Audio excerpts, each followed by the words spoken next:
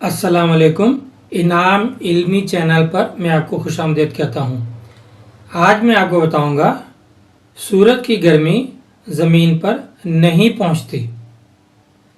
सूरज हमारी ज़मीन से 149 मिलियन किलोमीटर दूर है। 149 मिलियंस किलोमीटर दूर है। इतनी दूर से हीट पहुँच ही नहीं सकती। हीट एक जगह से दूसरी जगह पहुंचने के क्या तरीके हैं, कैसे एक जगह से दूसरी जगह हीट ट्रांसफ़र होती है, इसके दो मेन तरीके हैं। एक है कंडक्शन, दूसरा है कन्वेक्शन। एक तीसरा भी है रेडिएशन। लेकिन रेडिएशन से हीट एक जगह से दूसरी जगह ट्रांसफ़र नहीं होती, बल्कि टेम्परेचर पैदा होता है। पहले मैं आपको बताऊंगा कि कंडक्शन क्या है। इसमें लोहे के एक सिरे को गर्म किया जा रहा है। आहिस्ता आहिस्ता इसका दूसरा सिरा भी गर्म हो जाएगा। इसमें मटेरियल्स के एटम्स एक दूसरे के साथ जुड़े हुए हैं।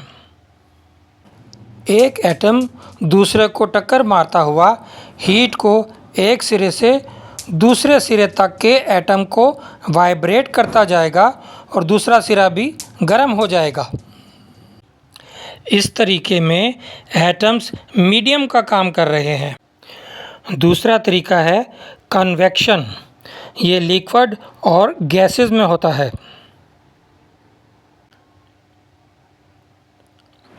इसमें मॉलिक्यूल दूर दूर होते हैं और ये मीडियम का काम करते हैं। ये एक दूसरे को टक्कर मारते हुए हीट को एक जगह से दूसरी जगह पहुंचा देते हैं। पहले ये समझिए हीट और टेम्परेचर में क्या फ़र्क है। हम हीट को टेम्परेचर और टेम्परेचर को हीट समझते हैं, हालांकि ये दोनों मुख्तलिफ चीज़ें हैं।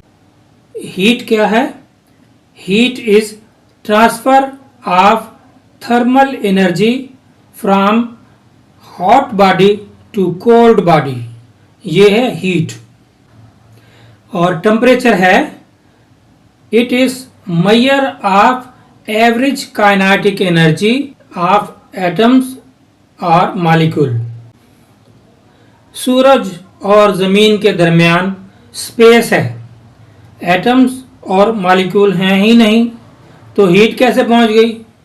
रेडिएशन। रेडिएशन सूरज से ज़मीन पर 3 लाख किलोमीटर फी सेकंड के हिसाब से स्पेस में ट्रैवल करती हुई 8 मिनट में ज़मीन पर पहुंचती है। इसे किसी मीडियम की ज़रूरत नहीं है। ये इलेक्ट्रोमैग्नेटिक वेव एनर्जी है। ये एक फोटॉन है और फोटॉन एक मासलेस पार्टिकल है और मासलेस पार्टिकल का कोई टेम्परेचर नहीं होता।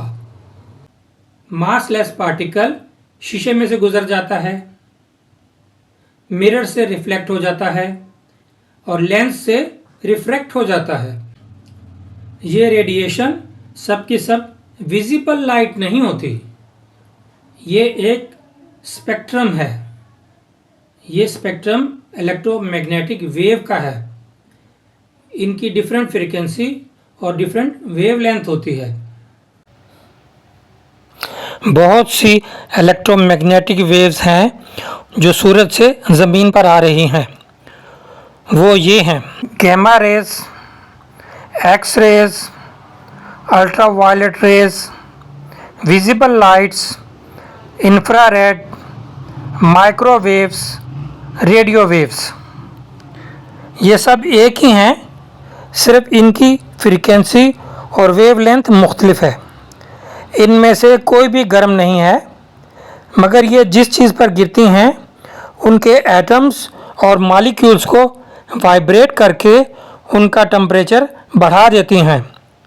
ये फोटॉन्स पैकेट्स ऑफ एनर्जी हैं, लेकिन पैकेट्स ऑफ हीट नहीं हैं। यहाँ मैं 3 वेव्स का जिक्र करूँगा। ये तीनों एक ही साथ पैरेलल सूरज से ज़मीन पर आती हैं। इनमें से कोई भी गर्म नहीं है। ये छोटी वाली अल्ट्रा वायलेट है, ये सिर्फ 5% है। ये ज़मीन तक नहीं पहुंचती। ये ओजोन से टकराकर वापस मुड़ जाती है। ये इनविजिबल है। ये दरमियान वाली विजिबल लाइट है जो कि 43% है। ये बड़ी वाली इंफ्रारेड है, ये 52% है। ये भी इनविजिबल है। अल्ट्रा वायलेट की फ्रीक्वेंसी हाई और वेवलेंथ शॉर्ट होती है। विजिबल लाइट की फ्रीक्वेंसी मीडियम और वेवलेंथ मीडियम होती है।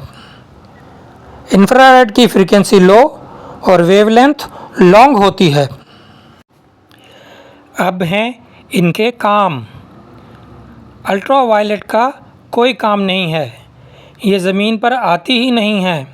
हमें इनकी ज़रूरत भी नहीं है। विजिबल लाइट का काम गर्म करना है ही नहीं। ये हमें दुनिया दिखाती है। इसमें रंग होते हैं। ये दुनिया के रंग दिखाती है। दुनिया में किसी चीज़ का अपना कोई रंग नहीं होता। सब रंग रोशनी से ही बनते हैं। विजिबल लाइट के फोटॉन्स दरख्त के पत्तों में ऑब्जॉर्व होकर जज़ब होकर फोटोसिंथेसिस करते हैं। फोटोसिंथेसिस की वजह से वो कार्बन डाइऑक्साइड से कार्बन को अलग कर देते हैं, दरख्त की खुराक बनाते हैं और हमें ऑक्सीजन देते हैं। विजिबल लाइट के फोटॉन्स सोलर प्लेट्स में दाखिल होकर एक सोलर सेल से इलेक्ट्रॉन को निकाल के दूसरे सोलर सेल में दाखिल कर देते हैं, जिससे एक सोलर सेल पॉजिटिवली चार्ज हो जाता है, दूसरा सोलर सेल नेगेटिवली चार्ज हो जाता है। और यही बिजली है। सूरज से कोई बिजली नहीं आती। सूरज की रोशनी में कोई बिजली नहीं होती। सारी बिजली प्लेट के अंदर ही पैदा होती है। इंफ्रारेड, ये हमें नज़र नहीं आती, लेकिन इसका काम ही टेम्परेचर पैदा करना है। इंफ्रारेड रेडिएशन की वेवलेंथ लंबी होती है।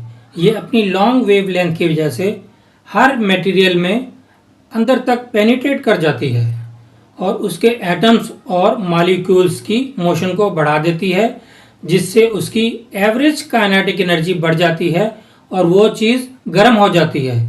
ये रेडिएशन सूरज से कोई हीट लेके नहीं आती, कोई टेम्परेचर लेके नहीं आती। वो टेम्परेचर यहीं ज़मीन पर मौजूद मटेरियल्स में पैदा होता है। ये विजिबल लाइट जब ज़मीन की सतह पर पड़ती है तो वहाँ से वापस रिफ्लेक्ट हो जाती है और रिफ्लेक्ट होने पर इसकी अपनी वेवलेंथ भी बढ़ जाती है और ये इंफ्रारेड में तब्दील हो जाती है और फिर ये भी चीज़ों को गर्म करना शुरू कर देती है। माइक्रोवेव भी गर्म नहीं होती, लेकिन इसकी वेवलेंथ इंफ्रारेड से भी बड़ी होती है, इसलिए ये चीज़ों को जल्दी गर्म कर देती है। अगर फोटॉन किसी मटेरियल पर वर्टिकली स्ट्राइक करें, जैसे गर्मियों में सूरज सर के ऊपर होता है, तो वो फोटॉन मटेरियल में ज़्यादा पेनिट्रेट कर जाते हैं। उनकी मोशन बढ़ जाती है और मटेरियल ज़्यादा गर्म हो जाता है। अगर सूरज दूर के लैटिट्यूड पे चला जाए तो फोटॉन एक एंगल से स्ट्राइक करेंगे, तो वो मटेरियल में कम ऑब्जॉर्ब होंगे और मटेरियल की वाइब्रेशन कम होगी। जैसे सर्दियों में हम धूप में बैठ सकते हैं। ये वेव वाइट कलर से रिफ्लेक्ट हो जाती हैं और ब्लैक कलर में पेनिट्रेट कर जाती हैं। इसलिए हम गर्मियों में हल्के रंग और सर्दियों में डार्क रंग के कपड़े पहनते हैं। हमसे आगे वाले प्लैनेट्स मरकरी और वीनस ये गर्म हैं क्योंकि ये सूरज के करीब हैं। वहाँ इनकी इलेक्ट्रोमैग्नेटिक वेव की इंटेंसिटी ज़्यादा है और डेंसिटी भी ज़्यादा है। ज़्यादा वेव्स इकट्ठी होकर मटेरियल्स के अंदर पेनिट्रेट करती हैं। ज़मीन पर ये स्कैटर्ड होकर आती हैं। स्कैटर्ड होने की वजह से ये इनकी डेंसिटी कम हो जाती है, कम वेव्स टकराती हैं ज़मीन से, और ज़मीन के मटेरियल्स में ये कम पेनिट्रेट होती हैं, इसलिए हमारा प्लेनेट रहने के काबिल है। अगर सूरज की रोशनी गर्म होती तो पहले ऊपर का एटमॉस्फेयर, ऊपर की हवा पहले गर्म होती, क्योंकि वो तो उसके नज़दीक है, हम तो मैदानी इलाकों वाले उनसे दूर हैं। बादलों को गर्म करती, फिर पहाड़ों की चोटियों पर कोई बर्फ़ ना होती। मैदानी इलाकों का नंबर तो बाद में आता, लेकिन पहाड़ों पर तो बर्फ़ ढकी होती है।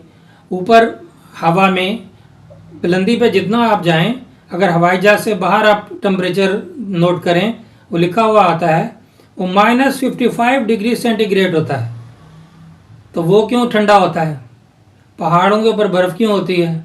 मैदानी इलाके गर्म क्यों होते हैं? अब ग्लोबल वार्मिंग हो रही है, ज़मीन पर ग्लेशियर्स पिघल रहे हैं, गर्मी बढ़ रही है, तो क्या सूरज अब ज़्यादा गर्म होता जा रहा है? सूरज ज़्यादा गर्म होता नहीं जा रहा, ये हमारी अपनी गलतियां हैं। हम आबादी को बढ़ा रहे हैं और बेतहाशा बढ़ा रहे हैं, दरख्तों को काट रहे हैं और कार्बन डाइऑक्साइड को ज़्यादा से ज़्यादा फ़ज़ा में छोड़ रहे हैं। इससे ज़मीन का टेम्परेचर बढ़ रहा है। शुक्र करें कि सूरज की गर्मी ज़मीन पर नहीं पहुंचती। अगर ज़मीन पर पहुंच जाती तो सारी ज़मीन पर आग लग जाती, समुद्रों का पानी भाप बनकर उड़ जाता, एवेपोरेट हो जाता, और हम दुनिया में ज़िंदा ही नहीं रहते। अल्लाह हाफिज़।